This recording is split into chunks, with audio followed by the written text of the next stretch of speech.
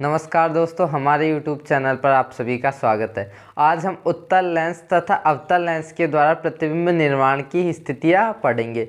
तो उत्तल लेंस और अवतल लेंस के निर्माण की स्थितियाँ बहुत ही इम्पोर्टेंट है और एग्जाम में देखने के लिए मिलते भी है। तो हम सबसे पहले उत्तल लेंस के द्वारा प्रतिबिंब निर्माण की स्थितियाँ पढ़ेंगे। तो उत्तल लेंस के निर्माण की 6 स्थितियाँ हैं। तो सबसे पहले हम पहली स्थिति को देखते हैं।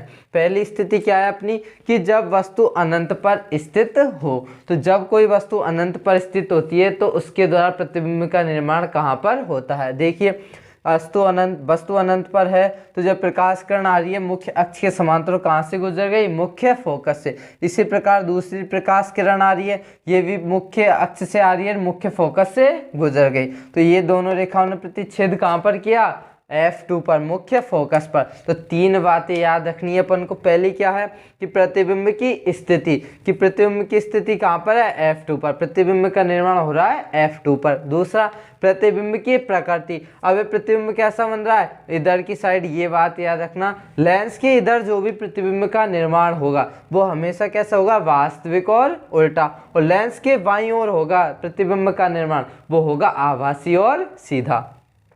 तो वास्तविक और उल्टा बन रहा है। अगला, प्रतिबिंब का आकार कैसा, बहुत छोटा। अब दूसरी स्थिति देखिए, दूसरी स्थिति क्या है कि जब वस्तु अनंत व 2f1 के बीच हो या 2f1 से परे हो। परे का मतलब 2f1 से दूर हो। तो ये अपन ने वस्तु रख दी 2f1 से परे। तो जब प्रकाश किरण मुख्य अक्ष के समांतर जा रही है तो मुख्य फोकस से गुजर रही है। इसी प्रकार दूसरी प्रकाश किरण इस वस्तु के ऊपरी सिरे से जा रही है। तो जब प्रकाश किरण प्रकाशिक केंद्र O, ये क्या है, प्रकाशिक केंद्र जिसको O से दर्शाता है। दूसरी प्रकाश किरण प्रकाशिक केंद्र O से जा रही है तो O से ही गुजर रही है। अब ये दोनों रेखाएं F2 और 2F2 के बीच में क्या कर रही है, प्रतिच्छेद कर रही है, एक दूसरे को काट रही है। तो इसमें ये देखो, ये रेखा इधर काट रही है और ये रेखा इस जगह पर काट रही है। तो प्रतिबिंब का निर्माण कहाँ होगा, जहाँ प्रतिच्छेद कर रही है। तो इसमें पहला पॉइंट क्या हो जाएगा कि प्रतिबिंब की स्थिति। अब प्रतिबिंब कहाँ बन रहा है, F2 और 2F2 के बीच में। तो पहला स्थिति क्या हो गई, F2 तथा 2F2 के बीच में। और प्रतिबिंब कैसा बन रहा है, वास्तविक और उल्टा। अभी बताया था लेंस के इधर जो भी प्रतिबिंब बनेगा कौन सा बनेगा, वास्तविक और उल्टा। और वस्तु से कैसा बन रहा है, छोटा बन रहा है। अब अपनी अगली स्थिति है तीसरी स्थिति, कि जब वस्तु 2F1 पर स्थित हो। अब ये वस्तु को कहाँ रख दिया अपन ने, 2F1 पर रख दिया। जब प्रकाश किरण जा रही है तो मुख्य अक्ष के समांतर जाएगी तो मुख्य फोकस से गुजरेगी। इसी प्रकार दूसरी प्रकाशिक केंद्र O से जा रही है, प्रकाशिक केंद्र O से ही गुजर रही है। अब ये दोनों रेखाएं कहाँ प्रतिच्छेद कर रही है, 2F2 पर प्रतिच्छेद कर रही है। तो एक रेखा ये वाली और दूसरी प्रकाश किरण ये रेखा कहाँ प्रतिच्छेद कर रही है, इस जगह पर।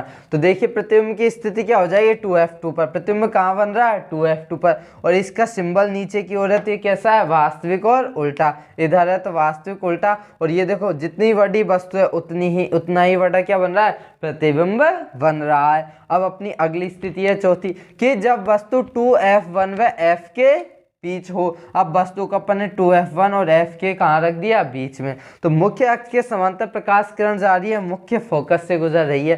दूसरी प्रकाश किरण प्रकाशिक केंद्र O से जा रही है और O से ही गुजर रही है। लेकिन इसमें देखो, ये दोनों रेखा प्रतिच्छेद कहाँ कर रही है, 2F2 से परे, 2F2 से आगे की ओर। इस जगह पर क्या कर रही है, प्रतिच्छेद। तो प्रतिबिंब का निर्माण भी कहाँ होगा, 2F2 से परे।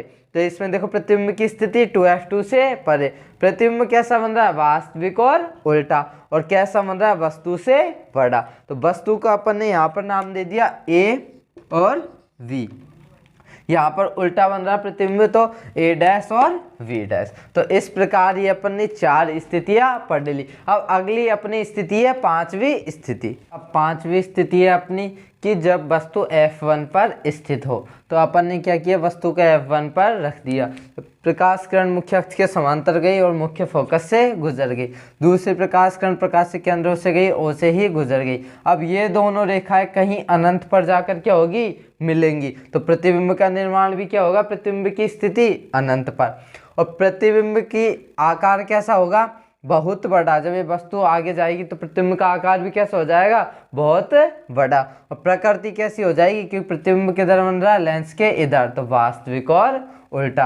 अब अपनी अंतिम और लास्ट स्थिति है उत्तल लेंस की, इसको ढंग से समझ लीजिए कि जब वस्तु F1 व O के बीच हो। अब अपन ने वस्तु को F1 और O के बीच, ये क्या रख दिया अपन ने, कोई वस्तु को। अब इससे अपन ये ग्रीन मार्कर से बना देते हैं। ये क्या कर दिया अपन ने, वस्तु को रख दी A और V, ये वस्तु है A और V। ये कहाँ रखी हुई है, F1 और O के बीच। प्रकाश किरण गई मुख्य अक्ष के समांतर, मुख्य फोकस से गुजर गई।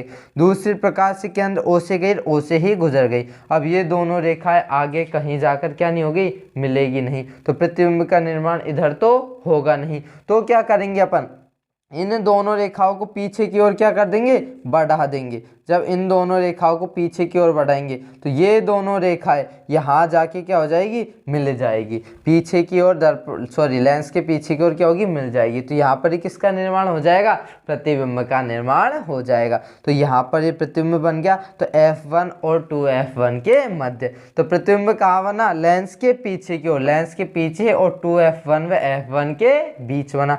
दूसरा, ये जो प्रतिबिंब देखो, ये वस्तु सीधी है तो प्रतिबिंब भी कैसा बना, सीधा, तो आभासी और सीधा।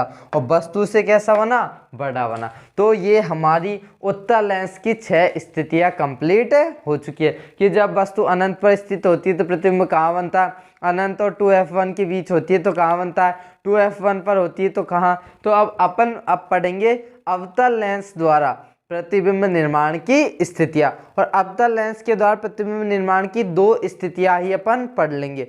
दूसरी स्थिति के द्वारा ही अपन, और तीसरी, चौथी, पांचवी, जितनी स्थिति है 5 स्थितियां क्या कर सकते हैं, इस स्थितियों के द्वारा क्या कर सकते हैं, निकाल सकते हैं। अब अपन ने इसमें क्या कर दिया, वस्तु, दूसरी स्थिति देखो, इसमें वस्तु को कहाँ रखा, 2F1 से परे रखा, तो प्रतिबिंब कहाँ बना, F1 और O के बीच।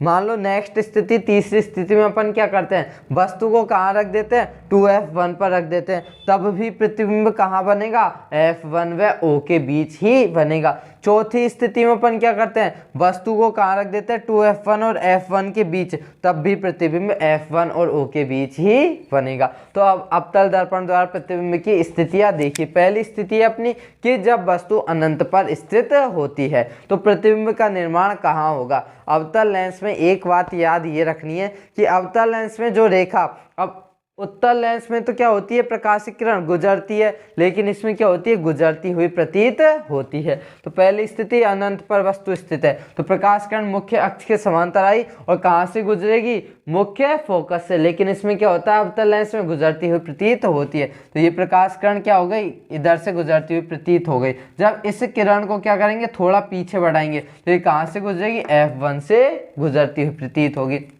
इसी प्रकार ये दूसरी किरण है, इसको पीछे बढ़ाया तो F1 से गुजरती हुई प्रतीत हुई। तो प्रतिबिंब की स्थिति कहाँ पर हो गई, F1 पर। तो प्रतिबिंब की स्थिति F1 पर। और लेंस के इधर जो भी प्रतिबिंब बनेगा वो कैसा बनेगा, आभासी और सीधा। और कैसा बन रहा है, बहुत छोटा। तो ये अपनी पहली स्थिति कंप्लीट। दूसरी स्थिति है अपनी कि जब वस्तु 2F1 से परे हो। अब वस्तु को अपन ने 2F1 से परे रख दिया, प्रकाश किरण गई मुख्य अक्ष के समांतर गई और कहाँ से गुजर गई, मुख्य फोकस से, लेकिन गुजरती हुई प्रतीत होती है। तो ये गुजरी, तो इस रेखा को जो अपन ने पीछे बढ़ाया तो कहाँ से गुजरी है, मुख्य फोकस से गुजरी। इसी प्रकार दूसरी कहाँ से गई है, प्रकाशिक केंद्र O से गई और O से ही क्या हो गई, गुजर गई। जब ये रेखा गुजरेगी तो इसको क्या करेगी, यहाँ पर क्या करेगी, प्रतिच्छेद करेगी, काटेगी। तो यहाँ पर ही किसका निर्माण हो जाएगा, प्रतिबिंब का निर्माण हो जाएगा। तो प्रतिबिंब कहाँ बन रहा है, F1 और O के बीच में क्या बन रहा है, ये प्रतिबिंब का निर्माण हो रहा है। यहाँ प्रतिबिंब A और V है तो यहाँ A' और V', और प्रतिबिंब भी कैसा बन रहा है, सीधा ही बन रहा है क्योंकि लेंस के इधर है।